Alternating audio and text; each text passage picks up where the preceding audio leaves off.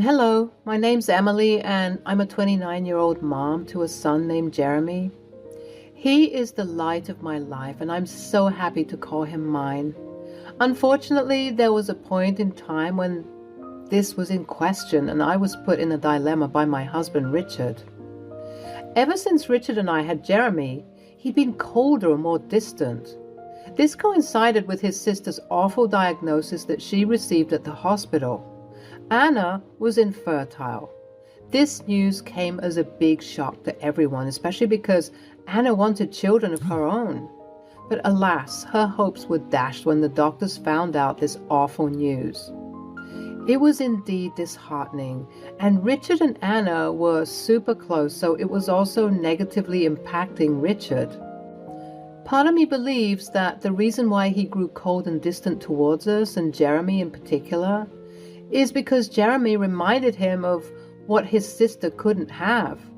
Perhaps every time he saw Jeremy, he was reminded that he wouldn't have any cousins to play with because he couldn't. Unfortunately, the distance and coldness continued to grow and grow until we were living with a man that we didn't even recognize anymore. "Mommy, why is Daddy being so mean? He doesn't want to play anymore. Does he hate us?" "Sweetie, he doesn't hate us, not one bit. He loves us so much. He's just got a lot on his plate right now." I hated feeling like a liar to my son. The truth was, I didn't even know if Richard still loved us. He didn't even make an effort to cater to us for our birthdays when they arrived. I could allow him to forget my birthday, but forgetting Jeremy's? That was unforgivable. Jeremy was devastated. "Why did Daddy forget my birthday?" "Don't you worry, I will talk to him about it and he will make it up to you." I was livid. I had to set this man straight and knock some sense into his head. "How dare you forget his birthday? It was the one thing that you could do for him since you are no longer around." "What are you talking about?" "Jeremy's birthday. How could you forget? It was the one thing I asked of you." "Look, I'm sorry, okay? I just have a lot on my mind. I can't bear to be around that kid. He just makes me think of my poor sister and her awful situation." "I get that you love your sister and you're mourning her situation, but you also can't continue to neglect your responsibilities here at home. We have a son together. You should love him and care for him, no matter what." "Look, you don't have siblings, so you don't get it. Anna is my twin sister and I love her to death. We were supposed to have kids so that they can play together and we can strengthen our bond as siblings. So the only reason why you had kids is because you wanted to be twinned with your twin? That's one of the weirdest things I've ever heard. Why would you do that?" "It's our special sibling pact that we made. You wouldn't understand." "So the reason why you forgot your son's birthday was that you were upset that you couldn't fulfill a sibling pact?" "Okay, look, I know that things haven't been the greatest between us lately, but I'm currently in the works of finding a solution to all of this." "Okay, what's the solution?" "I'll tell you when all of the important parties in this situation are present." The next day came around and it would change my life forever. I was honestly so upset with everything that transpired this day. Richard had decided to come home from work a bit early, and he brought with him a special surprise. "Hello, everyone. Emily, come see who I've brought with me." "Oh, Anna, lovely seeing you. It's been a long time. How have you been holding up?" "I've been well. I'm excited about today's discussion." "Oh, Richard hadn't told me that this discussion would come so soon." "Time is of the essence, Emily. Let's get straight to it." We all gathered in the living room and settled into the couches before Richard announced what I considered the worst possible thing he ever could have said to me. "As we all know, Anna isn't okay. Rachel, I can't tell you how many sleepless nights I've had just thinking about your predicament. It shakes me to the core. Ask Emily. Well, okay. Yeah, I can say that I've noticed Richard has been distancing himself from Jeremy and me. Yes, I have. I won't deny it. I can't deny it any longer. And it's because I figured out the solution to all of our problems. Emily, you know that the reason for my distance is because of Jeremy. I simply can't bear to look at him knowing that my dearest sister is more deserving of being a mother than I ever could be as a father. So I was talking to Anna one night, and we decided that to re-establish peace and harmony within our home, as well as making Anna happy and content in motherhood, I'll give our son to her to have and cherish. What? Isn't he such a wonderful brother? Were you two inhaling toxic fumes or something? How many fingers am I holding up? Be serious, Emily. I am being serious. I mean, what sort of question is that? Anybody who would even dare to think that doing that is okay is definitely not all right in the head. At this mention, Anna looked dejected, and of course, Brother Dearest had to come to the rescue. Listen, Emily, I'm not in the mood for your shenanigans. Me neither. How could you even say such a thing, Richard? What would Jeremy think? He already believes that you don't love him. What is it going to look like when you ship him off to someone who isn't his mom? But I am his mom. Excuse me? I was ready to charge right into her.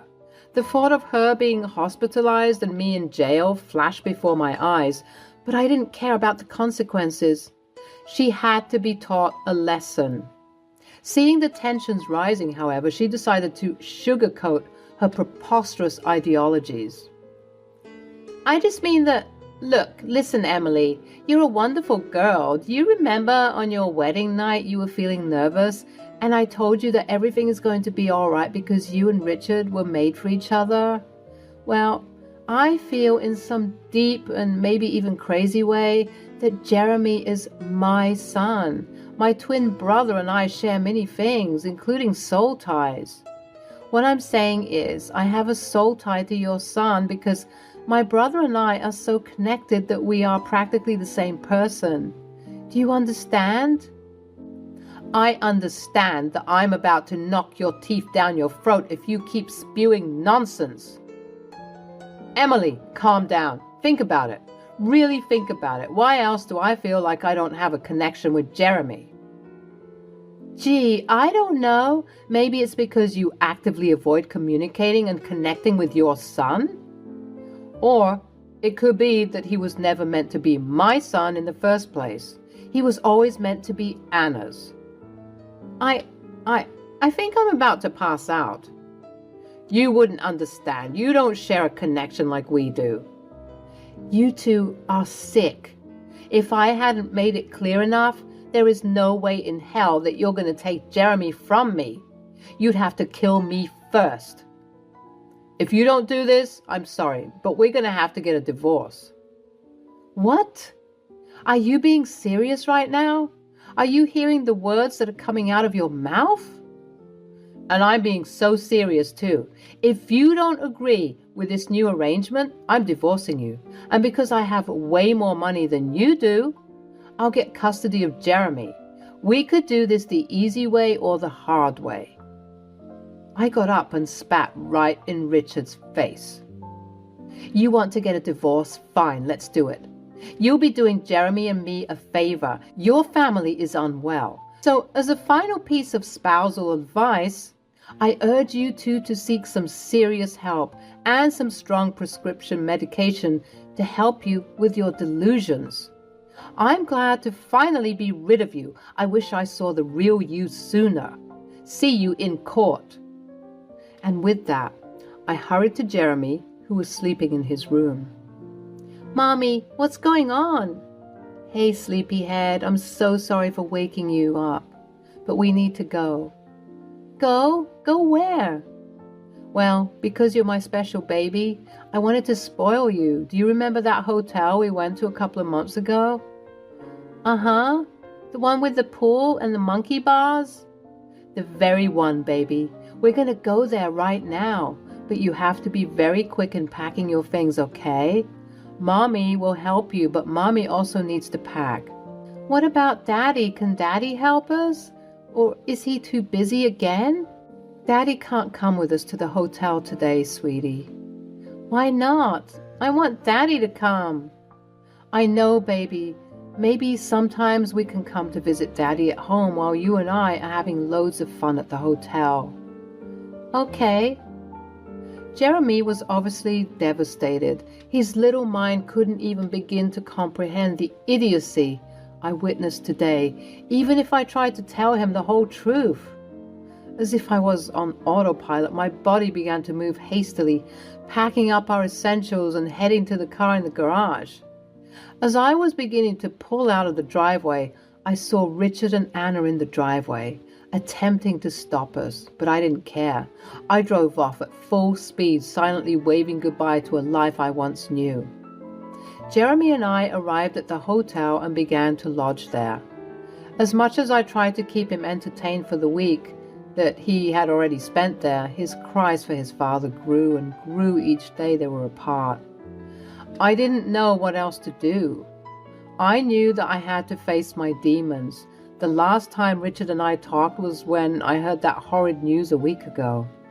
He didn't even bother to text or call or check up on us. Anna, on the other hand, was appearing to be the good cop in this situation by letting me know how worried they were for us, and that I needed to come back home to sort this issue out. But in my eyes, there was absolutely nothing to sort out. What sort of maniac proposes such a thought? I was still trying to rack my brain, but the first thing I needed to do was to talk to my baby. Jeremy, my darling, I know you've been asking about Daddy a lot lately, and well, there's no easy way for me to say this, but Daddy is trying to take you away from me and put you in the hands of Auntie Anna. Oh, that's fine. Oh? Yeah, for the weekend, right? I want to sleep over with Daddy and Auntie Anna. No, baby, that's not what I mean. Daddy and Auntie Anna are trying to take you away from me forever. Forever? But I don't want to stay with her forever. I know, baby, and that's why I brought you here, so that we can avoid you being taken away by them. I'm scared, Mommy. Are they going to take me away from you? You listen to me, all right? As long as I'm breathing, no one will ever so much as think to take you away from me again. Do you hear me? I am always going to be with you. Whether or not Jeremy's fast reception of the news was due to a lack of understanding or an abundant and sufficient enough understanding, I will never know.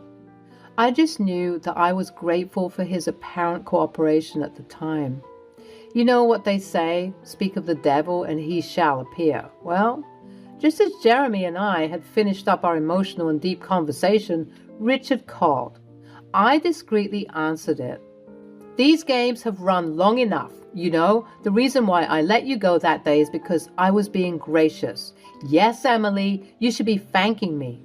I thought that you'd have a couple of final days with your son before he goes to his rightful mother. But I'm afraid now my patience has worn thin.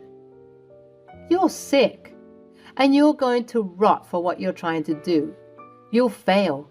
You will always fail when it comes to doing what's best for Jeremy. Tell me where you are right now. I'm coming to get the kid. I'd rather walk on hot coals than tell you anything about my whereabouts. Jeremy isn't going anywhere unless it's with me. You got that through your sick and diseased skull? Grr, I'll see you in court, Emily. I didn't want to do this, I really didn't, but you forced my hand. I'm going to ruin you. You'll never see him again, I swear it. Game on, Richard. You'll regret this. I hung up the phone, panting and bewildered at just how quickly my life seemed to have turned upside down. I just wanted to do what's best for Jeremy. That's what I always wanted to do. But for some reason, Richard and Anna just couldn't see that.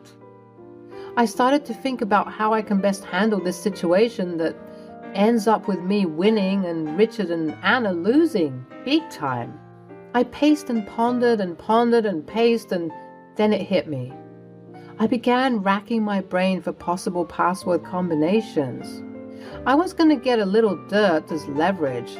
Richard was right earlier when he said that he would most likely get custody of Jeremy.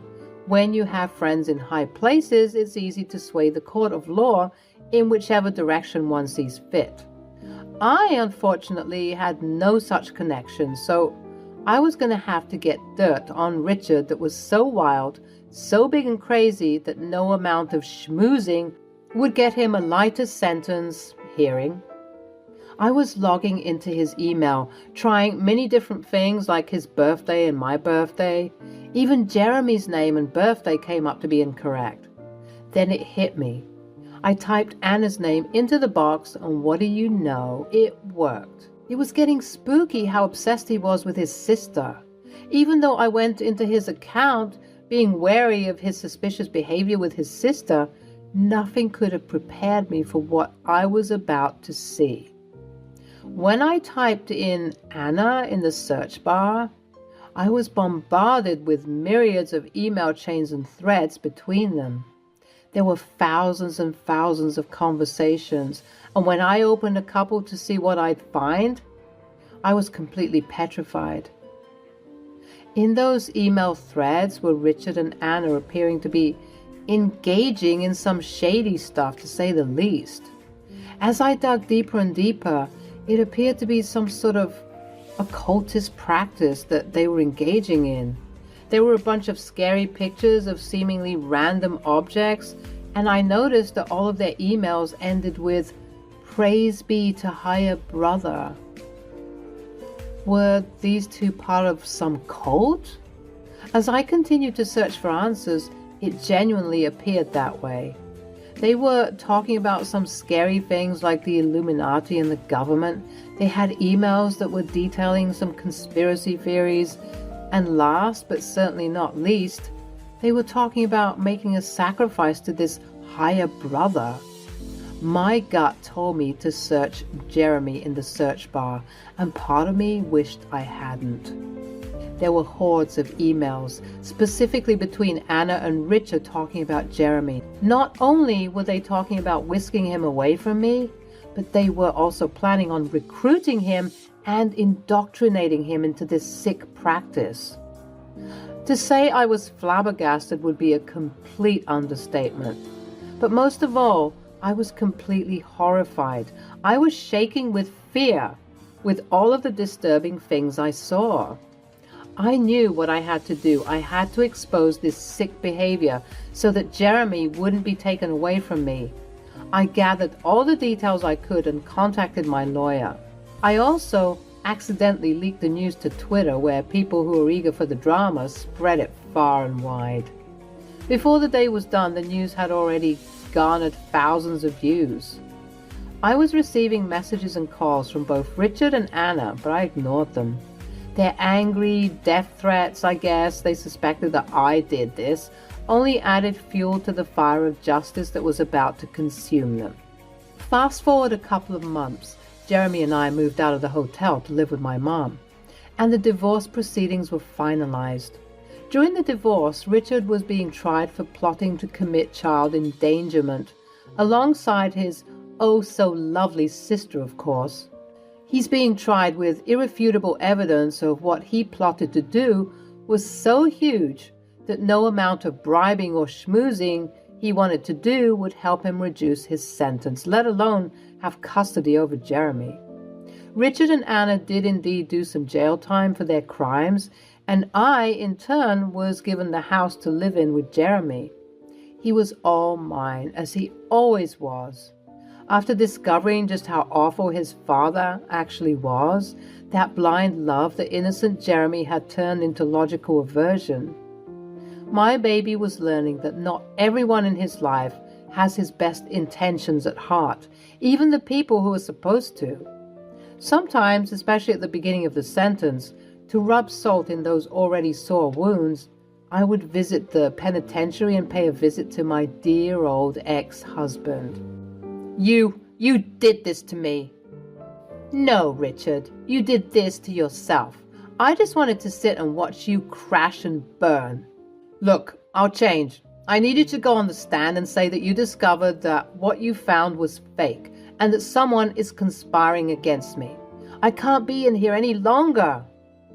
Oh, honey, it's been 7 days and you're supposed to be here for at least 5 more years. I'll get you for this. You'll rue the day you met me. If you so much as try to take Jeremy from me again, I'll dig up some more dirt and make sure you never leave this place. Got that? And with that, I would laugh my way out of the prison, all the while being grateful for the way that things turned out for me in the end.